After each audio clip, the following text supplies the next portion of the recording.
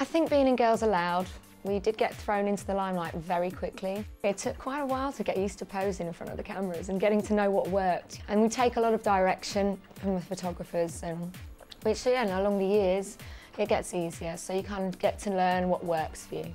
I think the best hints that we've had from photographers is just keeping a good posture and keeping the shoulders down, keep it looking quite natural, not too forced. And if you're in a bikini, girls, always cross the legs and take it just from above the knee upwards. It's always very flattering, but always keep your back up, shoulders down, and whatever works for you. Some people prefer photos, that from their profile, some prefer straight on. Personally, I'm always like this. But everyone's got their own thing. I think over the years, you do become a lot more critical of yourself because you're seeing yourself in magazines and papers, you're looking at yourself to approve pictures for photo shoots, things like that. And they're not always going to be perfect. So you kind of know when there's going to be a good one, but if there's a bad one, so I don't like that one. Well, there's a big difference about doing it on your own, is that it's a lot quicker. But when we're doing photo shoots as a group, it is more fun because there's more banter. When the music's playing and we can have a little boogie, it is like having a bit of a girls' night out, except it's in the day.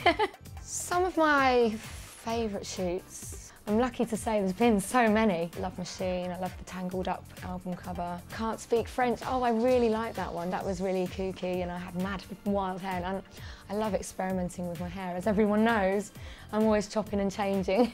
I'm a bit of a chameleon. I think some of my favourite photos, I remember when we were doing the show, there was our parents had to send in pictures of us as children when we were performing, and there was this one picture where I think it was my dad's cowboy boots on and some shades in front of a microphone. I was about 3 years old.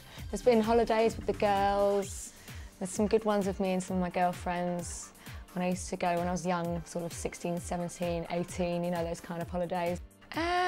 Things going on this year that I'm excited about. Well, there's quite a lot going on this year, but it's in the pipeline right now, so I can't really say much about that.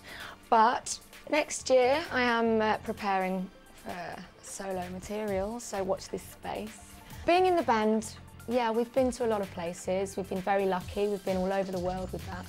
We've been to Shanghai, we've been to Australia, we've been to New Zealand, Europe, America, into South America, so we've been very fortunate. But as we all live in London, I'd say the best thing about being in Britain is the beautiful countryside, for one, and I quite like London for its culture, its art, its architecture.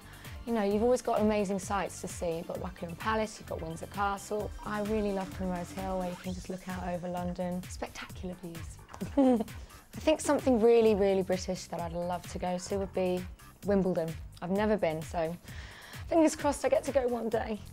So as a bit of fun, I'm going to get involved with the Meet Britain project. I'm going to go around London. I'm going to take a series of photographs of what I think makes Britain great.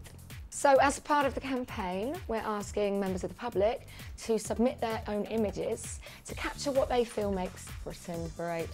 So the competition's open until the 3rd of September, and the best images that are chosen will be displayed in a public exhibition, and you could win a PENTAX K30 camera, and there's also £1,000 up for grabs. So to find out how to get involved, check out the PENTAX UK Facebook page.